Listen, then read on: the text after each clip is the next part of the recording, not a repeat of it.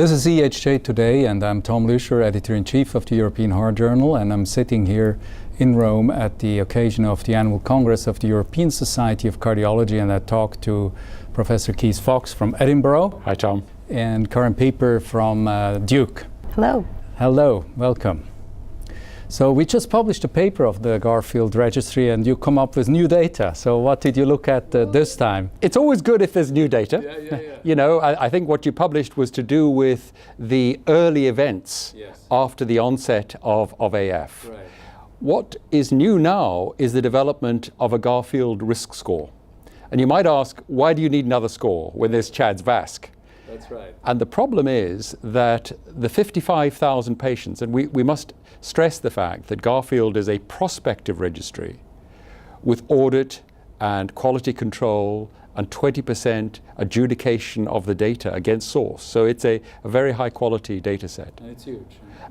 And what we've shown is that worldwide there are a substantial proportion of people in the very low risk who are currently being anticoagulated, and about 28% of high-risk people who are not. And it means that clinicians are not systematically using one of the scores to help their decision. So our hypothesis is that if we develop a more user-friendly score, it's going to help clinical judgment. So the essential question, the $1,000 question, is who should get anticoagulation and who should not? And the CHADS-VASc score is not precise enough, you think? Well, let's be specific.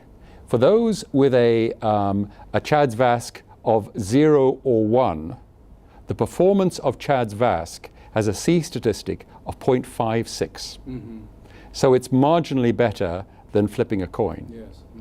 The performance of this new score is about 0.72, and it gives you not only the stroke and systemic embolism, but it gives you cardiovascular mortality and bleeding risk in the same score. Yes, basically we're interested in the overall picture.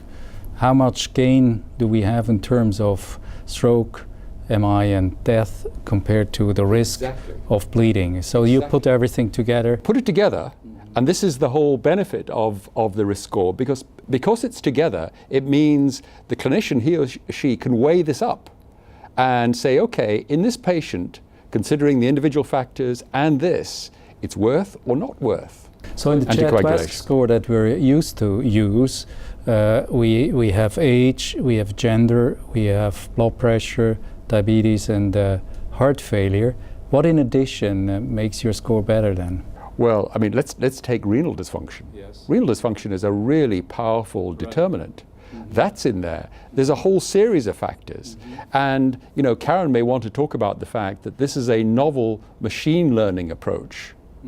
And we've used an approach of coalescent regression to avoid the hazards that there've been in multivariate prediction, so that the individual factors, we don't have to determine the relatedness to look at their individual prediction. So machine learning, we read this more and more often. What does it mean? Well, it means many things. There are many different methods of machine learning, and we attempted several of them to see which one seemed to give us the best response.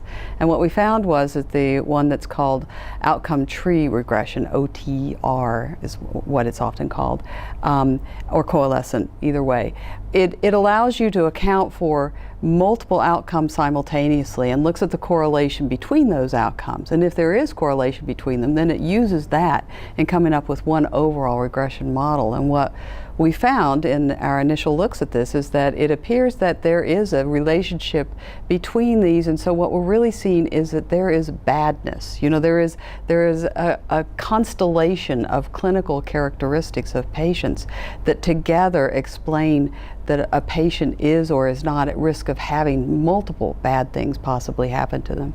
If you look at some of these risk scores that are out there, you do see that the same factors are appearing in the mortality models, to the bleeding models, to the stroke models, and so this is allowing us to include all that information simultaneously. But these variables have to be independently predictive to be additive? It's using all of them simultaneously. So we have two types of models that we worked with. One of them is one that we're expecting to be able to use in the future on the electronic health record, and that is this model. This is where you take everything you know about the patient and you put it on the electronic health record, and it will then provide you with these predictions that you can use in determining things like what sort of treatments you want to use with patients. So what value do you get then? What value do you get? You get a percentage of overall risky events, or you get a number like the individual components. Yes. You get each one. Yes, you get each one. And you get probability. So you get a probability of in 1 year, this is what we think is going to be happening to this patient with these characteristics. So this is a percentage value then, or?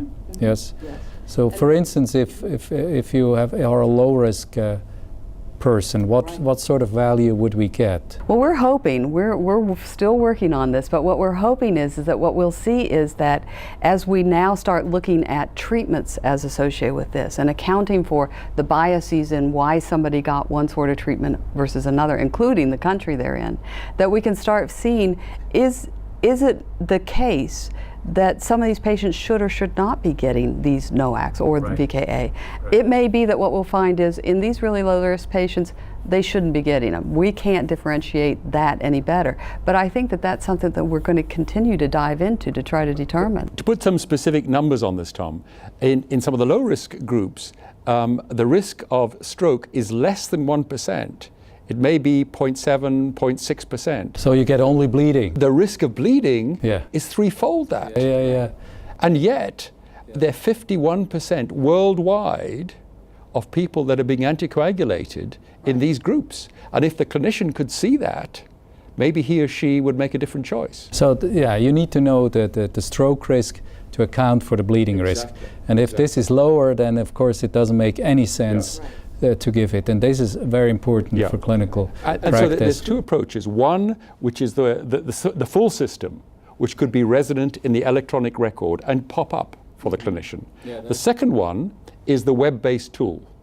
So it's using the shorthand version. And what we've done is externally validate this in an entirely separate data set. That's Orbit. That's important indeed. Absolutely, because if you just depend on your internal validation, we know that can be led astray. And it works exactly as well as it does in Garfield. So another question to you as a clinician, why is it that clinicians overtreat the low-risk patients and undertreat the high-risk patients? This is actually just the wrong way around. Tom, it's a paradox, and it's a risk treatment paradox that we've spoken about before.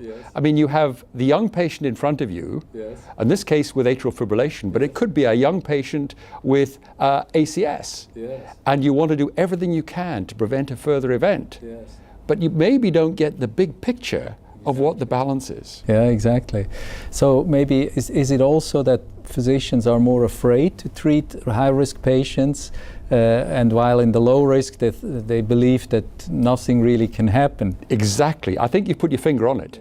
They don't believe there's going to be harm in the low risk, whereas the reality is there is. Whereas in the high risk, the fear is, oh, we don't want to cause a problem. But actually the net balance, as we've demonstrated in some of the older patients, is in favor of treatment. Right, exactly. So this is a very important take-home message, and we look forward then to have something available on the net. Yes, will we? It will be. All right. So that's a very good conclusion of this pleasant discussion. Thank you very much for being here. Thank you. Thank you very much.